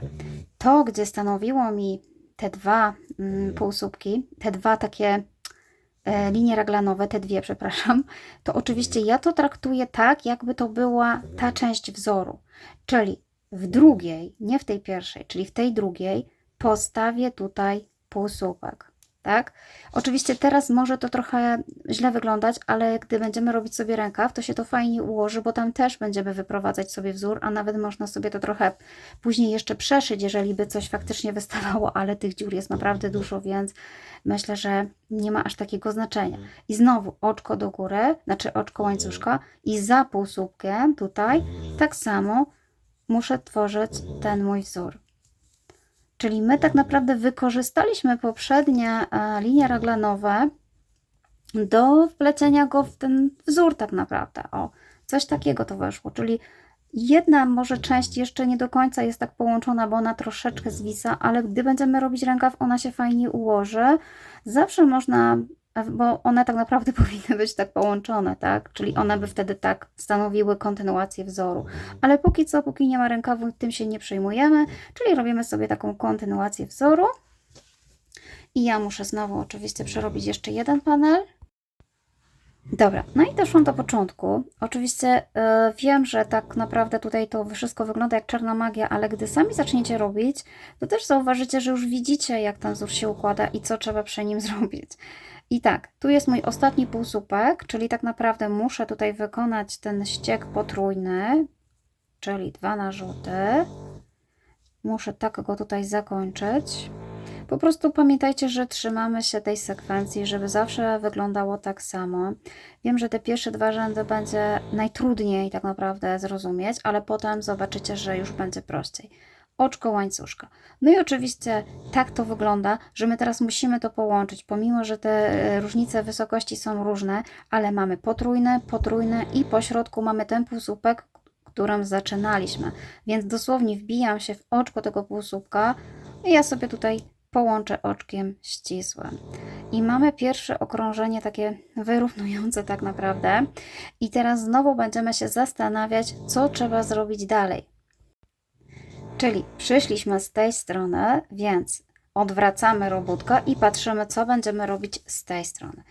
A widać, że jesteśmy tutaj za półsłupkiem tak naprawdę, czyli za tym półsłupkiem musi powstać nam sekwencja 3 takich półsłupków dłuższych. Więc wyprowadzimy sobie ten pierwszy półsłupek poprzez zrobienie 4 oczek łańcuszka. On będzie troszeczkę inaczej wyglądał, bo w tej przestrzeni będzie wychodził z oczka łańcuszka, ale tak naprawdę później wbijamy się w za półsłupkiem i robimy sobie właśnie ten ściek w taki sposób, czyli zaczynamy tą trójką, tak? żeby wszystko nam się zrównało. Następnie robimy oczko łańcuszka, no i oczywiście tutaj dalej kontynuujemy wzór, oczko łańcuszka. Jakby zawsze za półsłupkiem jest właśnie ta nasza sekwencja, więc się tego trzymamy. I znowu muszę przerobić dookoła. Tym razem przy drugim rękawie będzie mi już prościej, bo już tutaj tak naprawdę sobie wszystko wyprowadziliśmy. Ja jeszcze sobie tutaj zerknę, ale powinno nam się tutaj oczywiście wszystko ładnie już zgadzać. Tutaj nie będzie problemu. Najgorszy problem będzie zawsze przy połączeniu, ale to też nie jest problem, bo po prostu musicie sprawdzić, w którym miejscu wstawiamy półsłupek, a w którym właśnie ten wachlarz składający się z 3 rzeczy, czyli jednym razem będziemy wstawiać półsłupek, a drugim razem to. I ja znowu przerobię pełne okrążenie, żeby dojść do tego momentu. I znowu przerobiłam już całe okrążenie i tym razem znowu będę łączyła. Czyli zobaczcie, ostatnie miejsce, w którym postawiłam półsłupek, było oczywiście w tym drugim miejscu. I teraz mam 2 półsłupki pomiędzy i jedno mój taki potrójny ściek, więc po prostu muszę go połączyć. Więc po zrobieniu tego półsłupka robię nic innego tak jak zawsze, oczko łańcuszka, wbijam się w całą tutaj tą przestrzeń i łączę sobie oczkiem ścisłym. I mam kontynuację wzoru. Pamiętacie, że na początku też robiliśmy tutaj w taki sam sposób, gdzie wstawiałam półsłupek, tylko teraz musimy oczywiście zrobić oczko do góry, odwrócić sobie tę robótkę i zobaczyć, jak teraz będziemy pracować. A będziemy dokładnie tak samo jak przy połączeniu tutaj na tym ścieżce. Wybraliśmy, że to stanowi jakby nasz segment, a druga pozycja jest miejscem, w którym wstawiamy półsłupek. Więc dokładnie tak samo robimy tutaj. Po prostu po odwróceniu jeszcze raz wbijam się w to samo miejsce tutaj i wstawiam półsłupek. I teraz kontynuuję wzór dalej, czyli oczko łańcuszka i dalej w tym samym miejscu robię po prostu ten sam ściek. I tak będziemy robić przez cały czas. Raz będziemy wstawiać, oj, przepraszam Was bardzo, o trzęsienie ziemi. Raz będziemy wstawiać półsłupek, dokładnie tak jak tutaj, a następnym razem, gdy już wrócimy i odwrócimy, to musimy za półsłupkiem zrobić 4 oczka łańcuszka, tak jak tutaj było, znaczy 4 oczka łańcuszka, a w tej przestrzeni jeszcze później te 3. Możecie za każdym razem się patrzeć jeszcze raz, jak ja to robiłam, przewinąć sobie film, ponieważ no nie będę Wam w kółko pokazywała tego samego, bo zbyt dużo czasu bym musiała na to stracić, żeby faktycznie co chwilę pokazywać to połączenie. Natomiast musicie po prostu pamiętać, jak robimy w którym miejscu to łączenie. Ono nie będzie aż takie widoczne, będzie naprawdę wśród tylu ilości tych wzorów, to po prostu jest niemożliwe, żeby dostrzec aż tak to połączenie. No i oczywiście musimy wykonać sobie tą bluzeczkę na taką długość, jaką chcecie, czyli to znowu robicie tak, jak Wam odpowiada. Już mniej więcej widać, jaka jest szeroka ta bluzka. Jest naprawdę szeroka ten sweter, ale taki miał być zamiar, ponieważ jak wiecie, na dole będzie taki fajny ściągający ściągacz. Dobra, tymczasem ja biorę się do ciąg dalszy robótki. Jak skończę tą część, to pokażę Wam co dalej. No i oczywiście też zajmiemy się rękawami. Tutaj też będziemy musieli patrzeć dosłownie, jak biegnie wzór i co trzeba zrobić w danym momencie. No ale to za chwilę. Ok, udało mi się już zrobić prawie do końca tą część z tym wzorem. Prawie, ponieważ musimy jeszcze oczywiście zrobić sobie ściągacz. Tak jak wspominałam, to jest bardzo szeroka bluzeczka, bardzo szeroki sweterek, więc nawet dla osób, które noszą większy rozmiar, być może wystarczy ta sama liczba oczek i nie trzeba będzie dobierać. Ja tutaj nawet uzyskałam około 70 cm na płasko w jednej szerokości. Więc teraz tak. Będę wykonywała ściągacz. Ściągacz będzie dla mnie bardzo ściągający, ponieważ chcę, żeby ten sweterek się wręcz musiał zagęścić. Natomiast dla osób, które chcą zrobić sobie szerszy ściągacz, będą musiały się po prostu inaczej troszeczkę tutaj wbijać. Ściągacz będziemy robić sobie tam i z powrotem. Robimy na dowolną liczbę oczek, w zależności jaką chcecie mieć długość tego ściągacza. Ja powiedzmy, że chcę mieć takie około 10 cm, więc nabiorę sobie 20 oczek łańcuszka i dosłownie w miejscu, w którym połączyliście, nie ma znaczenia, na którym rzędzie skończyliście. Ja akurat tutaj skończyłam, gdzie był półsłupek, ale naprawdę to nie ma znaczenia. Będziemy teraz od tej pory robić ściągacz. Czyli trzeba nabrać sobie w tym momencie nie odcinamy włóczki, robimy sobie dalej, czyli cały czas jest kontynuacja i nabieram sobie tyle oczek, na jaką chcę mieć długość tego ściągacza. No ja chcę mieć powiedzmy na 20 oczek, więc od razu nabieram 20 oczek łańcuszka. Raz, 2, 3, 4, 5, 6, 7, 8, 9, 10, 11, 12, 13, 14, 15, 16, 17, 18, 19, 20. Pamiętajcie, że oczywiście to musicie sobie przerobić jakąś część tego łańcuszka, żeby wiedzieć, ile Wam zajmie, ponieważ tak naprawdę to wszystko zależy od tego, jakiej włóczki robicie i jakim szydełkiem, czyli żeby sprawdzić, ile centymetrów wyjdzie Wam ściągacz. Część ściągacza już musicie po prostu sobie założyć, na przykład tak jak ja te 20 centymetrów i przerabiać.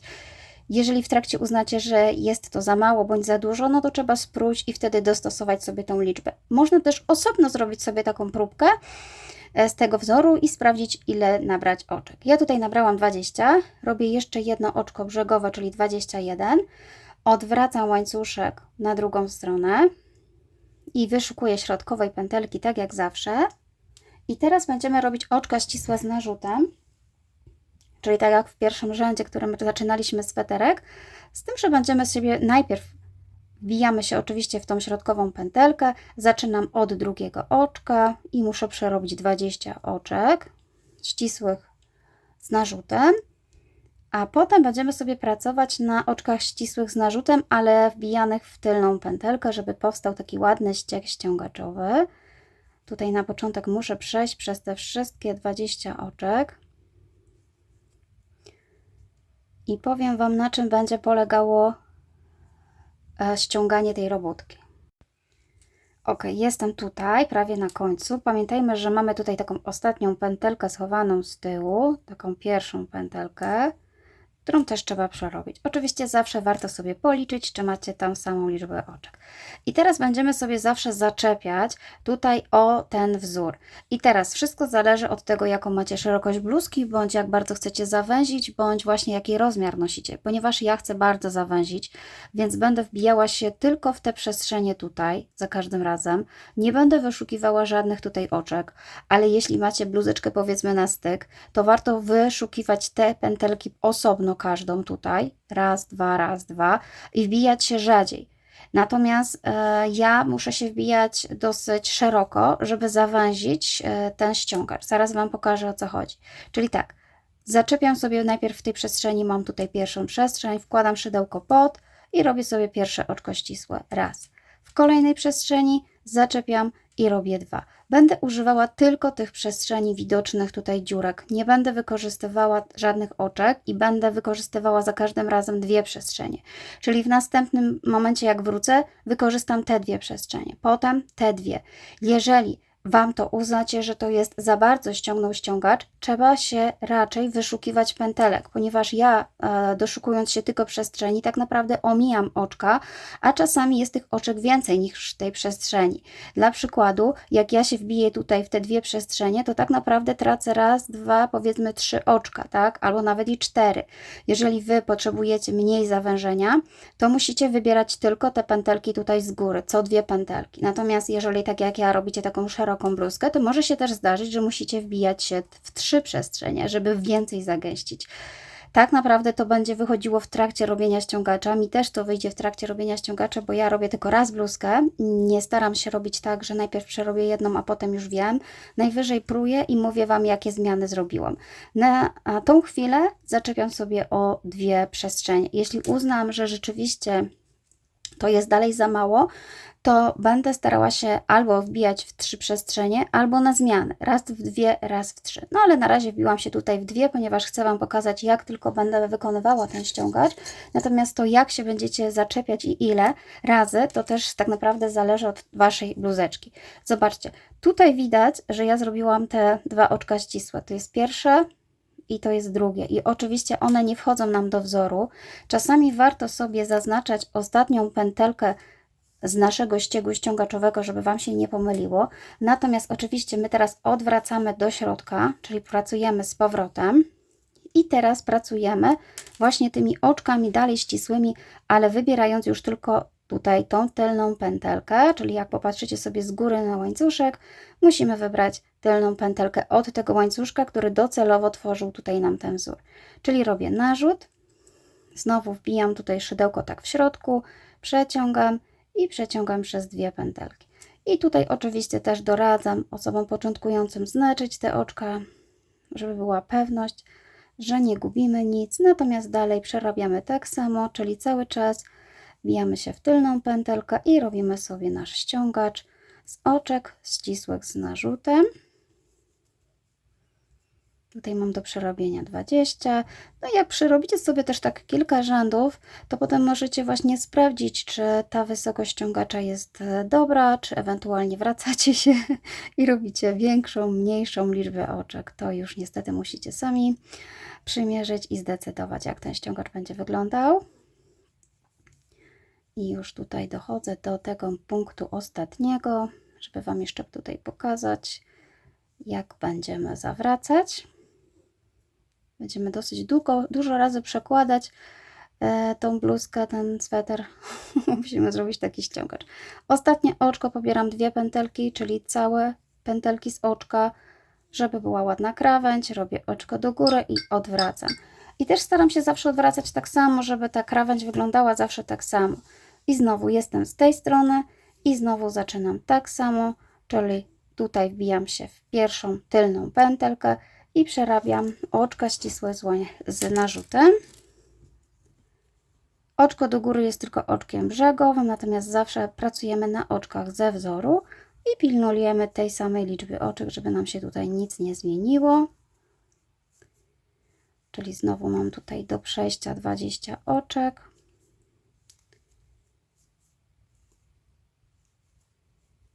Można używać innego ściegu, można użyć na przykład półsłupków nawijanych w tylną pętelkę, bądź półsłupków ogólnie w tylną pętelkę, tylko trzeba sobie dostosować liczbę zaczepień tych oczek, przepraszam, oczywiście jeżeli nie lubicie tego ściegu, który ja tutaj używam, możecie użyć prostszego, to nie ma znaczenia, ważne tylko, żeby sobie dostosować tutaj wtedy te zaczepienia, ponieważ przy półsłupkach nawijanych robimy szerszy wzór, to trzeba więcej tutaj, o zobaczcie, to trzeba zawijać, więcej przestrzeni do zaczepiania używać.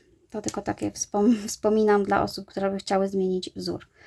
Zaawansowanych wręcz nawet. I zobaczcie, ja już tutaj te 20 oczek mam tak przerobione, że mogę sprawdzić, ile one mi zajmują centymetrów. No i nawet mi zajęły takie 9 centymetrów. To może być, nie będę zmieniała. Będę robiła na taką długość, czyli tak naprawdę 1 centymetr to są 2 oczka, mniej więcej. No jestem w tym punkcie, w którym Wam wcześniej wspominałam. Będziemy znowu tutaj zaczepiać i patrzymy sobie tutaj, jak było wcześniejsze zaczepianie. Tutaj na pewno to zaczepianie nie jest widoczne, ale ja wiem, że ja zaczepiłam tutaj w tą przestrzeń, więc po prostu pójdę do następnej przestrzeni, czyli tutaj. Ono się właśnie chowa, ale ja wiem, że to było zaczepione tutaj i tutaj. I tak naprawdę mam zaczepienia. Następnym razem zaczepię o tą przestrzeń i o tą przestrzeń. I zobaczycie, że ona już się zacznie zawężać, ponieważ to wychodzi właśnie z tego, że wzór jest szeroki, a ściągacz jest mniejszy, dlatego nam tutaj tak to wychodzi. Oczywiście pomijam te 2 oczka, które wcześniej robiłam, czyli cały czas tylko robię na tych oczkach ze wzoru ściągaczowych. I tak dosłownie robimy cały czas tam i z powrotem, zaczepiając albo o 2 oczka, albo o 2 przestrzenie, albo o 3. To musicie sobie już dostosować do własnych tutaj rozmiarów. Dobra, ja tak będę cały czas robiła tam i z powrotem i pokażę Wam, jak to u mnie wyszło i jak sobie ostatecznie połączyć te 2 krawędzie, jeśli dojdziecie dookoła do tego momentu. I ja już skończyłam robić mój ściągacz. Zrobiłam dokładnie tą metodą, którą Wam mówiłam, czyli wbijałam się zahaczając o 2 przestrzenie i dzięki temu uzyskałam fajne ściągnięcie. Tutaj mam około 45 cm, więc naprawdę super to wyszło. Dla mnie jest odpowiednie to ściągnięcie. Oczywiście musicie też sami dopasować, jak to u Was będzie wyglądało. Natomiast jeżeli chodzi o sam koniec, to wystarczy tutaj zaczepić sobie już, bo mam dużo tutaj sznurków, zakończyć sobie tutaj w miarę ostatnią przestrzeń, pójść do góry i teraz złączymy sobie tak tą przestrzeń, żeby ona po prostu nie była bardzo widoczna, bo ten sweterek tak naprawdę, tak jak mówiłam, może być dwustronny. Wszystko zależy od tego po prostu, jak pochowacie sobie końcówki włóczki czy łączenia włóczki. Natomiast sama strona tutaj nie ma znaczenia, bo każda praktycznie wygląda tak samo. Czyli tak naprawdę dopiero teraz będę robiła taki szef, powiedzmy, na lewej stronie. Jestem obecnie na prawej i teraz złożę sobie tak, żeby ta prawa przylegała do prawej, tutaj, w taki sposób, a tutaj zrobię sobie po prostu szef łączeniowy. I też będę robiła go w miarę tak, żeby ładnie wyszedł. Ja Wam tutaj się już przybliżam, żeby Wam pokazać, o co mi chodzi. Czyli chcę uzyskać mniej więcej podobny ścieg tutaj łączeniowy, czyli żeby uzyskać taki ścieg, po tej stronie mam ładny łańcuszek, więc będę wybierała tylko tylną pętelkę z tego łańcuszka, żeby go zostawić. Natomiast od tej strony, jak sobie popatrzę, to w zasadzie mogę zabrać cały łańcuszek początkowy, taki tak naprawdę tutaj, czyli jak popatrzę od góry, to zabiorę cały ten łańcuszek, żeby po prostu stworzyć takie fajne łączenie. No i teraz wybieram pierwsze oczko z tej strony tutaj. Ono nie będzie tak łatwo, ale chodzi o to, żeby sobie w miarę zaczepić o pierwsze. Ja się trochę odsunę, bo muszę sobie podważyć tą pętelkę igłą.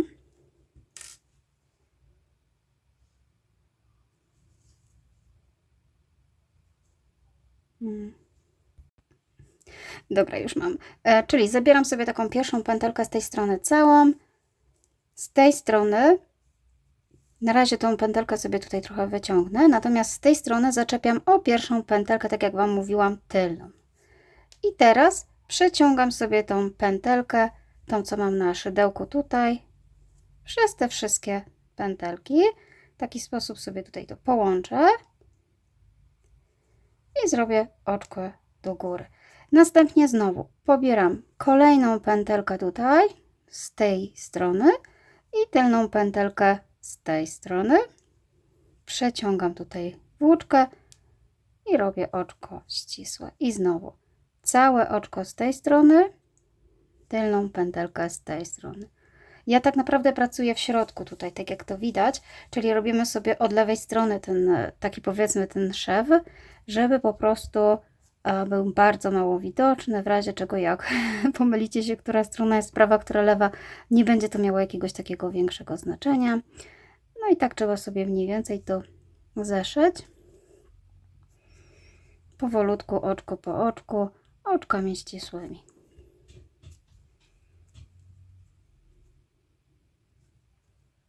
Dzięki temu, że zabrałam sobie właśnie te pętelki, zobaczycie, że właśnie będzie bardzo mało widoczne tutaj to szycie, chociaż z prawej strony, no z lewej troszeczkę może będzie takie grubsze tutaj, ale tak jak mówiłam, to jest bardzo mało widoczne. Dobrze, dokończę sobie tutaj tą część, na końcu oczywiście trzeba zrobić pętelkę, zablokować, zszyć, natomiast pokażę Wam jeszcze, jak będziemy wykonywać rękaw. I jeśli chodzi o rękaw, to ja już sobie jeden zrobiłam, tak jak Wam wcześniej wspominałam. To jest taki bardzo szeroki rękaw, dlatego ja na końcu zdecydowałam zrobić sobie taki mega długi ściągacz. On jest 2 razy dłuższy niż ten tutaj, czyli tutaj nabrałam 20 oczek, a tutaj nabrałam 40 oczek.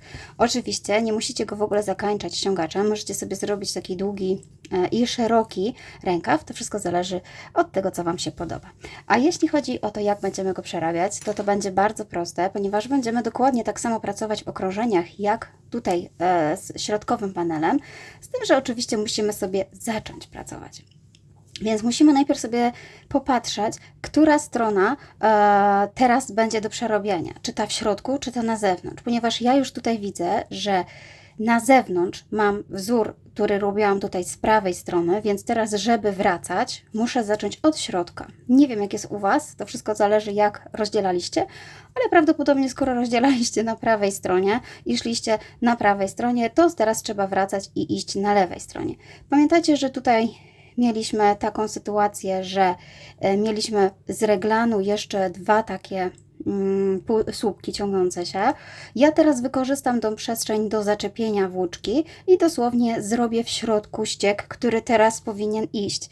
Tak naprawdę ja tutaj nie robię żadnych dodatkowych jakichś oczek czy czegokolwiek. Mam troszeczkę szerszą tutaj dziurę, ale wszystko jest tutaj dziurawe, więc wszystko jedno. Zawsze sobie można lekko jeszcze złapać na przykład za brzegi tutaj tego słupka i sobie zawęzić, jeśli Wam przeszkadza taka większa dziura. A o co chodzi? Chodzi o to, że musicie sprawdzić, na jakim wzorze skończyliście.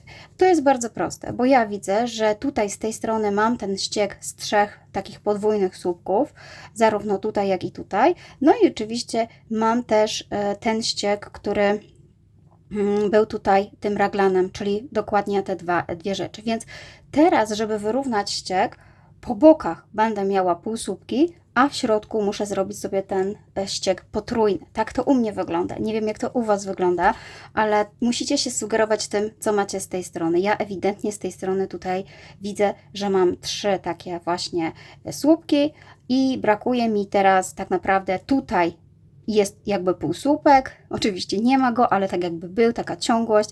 Natomiast po prostu w środku wstawię teraz wachlarz i tak jak mówię, pracuję na wewnętrznej stronie, czyli zobaczcie, jestem w środku, zaczepiam sobie włóczkę i zaraz Wam pokażę, jak to będzie wyglądało. Już się przybliżam.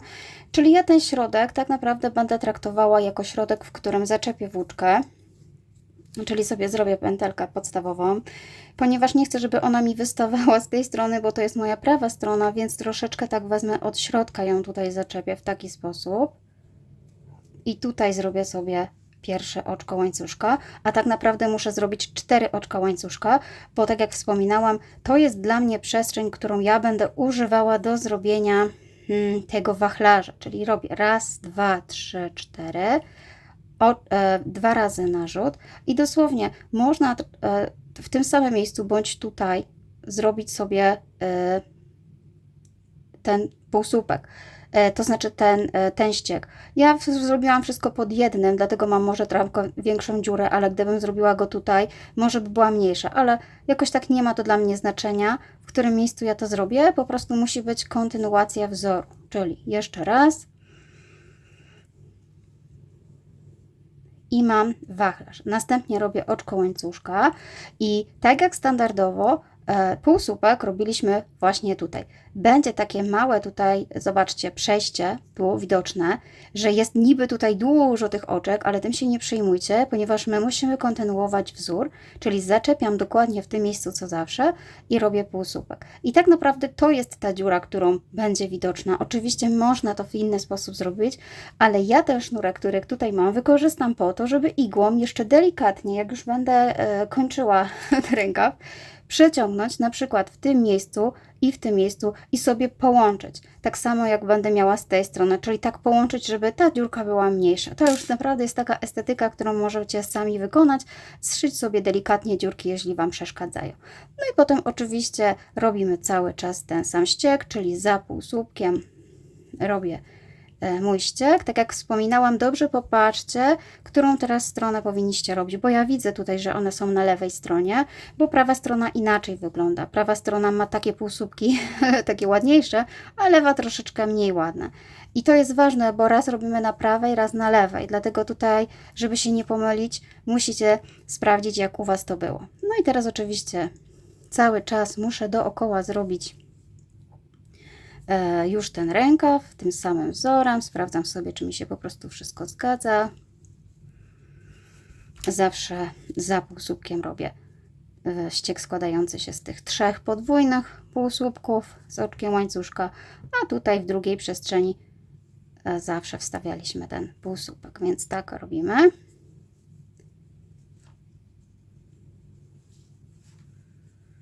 No i oczywiście pracuję w środku rękawa. I teraz tak, przejdę całe to okrążenie do momentu, aż zaczepiałam tutaj włóczkę i pokażę Wam, jak dalej. Ok, przerobiłam sobie dookoła ten rękaw, tutaj cały czas jestem w środku, jakby pracuję w środku rękawa i znowu tutaj sprawdzamy, jak idzie ten wzór, czyli tak, wachlarz, tutaj muszę wstawić ten półsłupek i w zasadzie robię tylko oczko łańcuszka i już łączę z tym wachlarzem tutaj. żeby mi się zgadzały wzór, po dwóch stronach mam półsłupki, a tutaj w środku wachlarz. Ja łączę już tak jak wcześniej pokazywałam, można wbijać się w oczko łańcuszka, można wbijać się w przestrzeń i sobie tak połączyć. Te przestrzenie, które są tutaj duże, tak jak powiedziałam, zszyję sobie tutaj po środku i nie będę się tym przejmować. Natomiast robię teraz oczko do góry, odwracam w taki sposób, że już pracuję na prawej stronie. Jestem oczywiście cały czas pod pachą. Pod pachą będzie cały ten szef łączeniowy, więc jego tak naprawdę nie będzie aż tak widać. I teraz robię tak samo jak wcześniej, czyli teraz mam przestrzeń, w której mam 3 półsłupki, więc tutaj w środku stawiam półsłupek. Tutaj można sobie oczywiście zaznaczyć ten półsłupek. No będziemy się łączyć z powrotem. I tu oczywiście oczko łańcuszka, no i za półsłupkiem ten sam ścieg, który tutaj zawsze mieliśmy, czyli wachlarzyk. I tak naprawdę, słuchajcie, budujemy dokładnie tak samo ten wzór, ten rękaw, który jest dokładnie takie samo łączenie, jak było w przypadku robienia sobie tułowia. Natomiast oczywiście możecie sobie go mierzyć na bieżąco i sprawdzać, jaką długość sobie zrobić rękawa. I od Was zależy, czy ostatecznie rękaw też będzie miał taki ściągacz. Jeśli chodzi o ten ściągacz, to już Wam pokazywałam, jak robić ten ściągacz tutaj, w tej wersji na dole, z tym, że zmiana jest u mnie taka, że przepraszam, oczywiście ściągacz robię, kiedy jestem na prawej stronie, czyli po połączeniu, to dokładnie jest to samo łączenie, co tutaj, czyli po połączeniu i tak naprawdę tu, gdzie mam półsłupek już, robię łańcuszek do góry. U mnie zrobiłam teraz 40 oczek łańcuszka i też robię tam i z powrotem ten ściągacz, ale zaczepiam o 3 przestrzenie, czyli raz, 2 i 3 i za każdym razem o 3. Dzięki temu uzyskałam takie duże zawężenie. Dosłownie tylko dzięki temu, że wbijałam się w 3 przestrzenie. Ja już ten rękaw mam zrobiony, jeszcze sobie zostawiłam tutaj niezszyty, żebym drugi zrobiła na tyle samo oczek. Oczywiście, jeżeli wykorzystuję te same przestrzenie, to nie pomylę się, prawdopodobnie będę miała tą samą liczbę. Tutaj chodzi mi oczywiście o liczbę takich rzędów, żeby rękawy były dokładnie takie same. Można sobie po prostu zanim zszyjecie policzyć i sprawdzić, ile macie, żeby dosłownie 2 były takie same. No i w zasadzie, słuchajcie, to jest wszystko, ponieważ to już Wam pokazywałam, więc tak naprawdę to już zależy od Was, jak ostatecznie skończycie swój sweterek. Rękaw może być krótszy, mniejszy, może go w ogóle nie być, on wtedy będzie taki bardzo szeroki, tak jak tutaj u mnie widzicie, taki no dzwoniasty można powiedzieć. To już jak kto lubi, jak kto chce, to Wam zostawiam. Oczywiście cały ostateczny sweter jest jeszcze u mnie do zrobienia, wszystkie wystające końcówki włóczki trzeba sobie pochować, ładnie igiełką przeszyć. Ja nie robię tutaj żadnego ściągacza już na górze, tak jak wspominałam, jeżeli planujecie, to też musicie zrobić w miarę szerszy dekolt, żeby można było ten ściągacz sobie zrobić. Ja już go nie robię, bo mam jednak te ściągacze tutaj dosyć masywne na rękawach i na dole. No i w zasadzie, słuchajcie, to by było wszystko. Mam nadzieję, że Wam się podoba taki sweterek. Oczywiście czekam na Wasze komentarze. Jeszcze może tutaj wspomnę, że tak jak wcześniej wspominałam, po zrobieniu całej tej części, oczywiście ostatnia część jest tak samo łączeniowa, czyli tak naprawdę musimy skończyć tutaj za tym półsłupkiem tutaj, bo tu jest półsłupek, zrobić sobie wzór na 3, oczko łańcuszka i łączę dosłownie tutaj z tym półsłupkiem, tak? Tak jak pewnie robiliście już ten sweter, więc już wiecie, jak to się łączy. No i znowu 4 oczka do góry i tak samo jak tutaj robiłam i pokazywałam to łączenie, więc mam nadzieję, że to już jest opanowane. Ok, ja czasami sklejam te filmy kilka dni, dlatego nie pamiętam, co dokładnie mówiłam, a nie mam czasu, żeby sobie sprawdzać, więc dlatego czasami może się powtarzam, wybaczcie, ale oczywiście to dla Waszego dobra. Także ja Wam serdecznie dziękuję. Do zobaczenia. Pa, pa.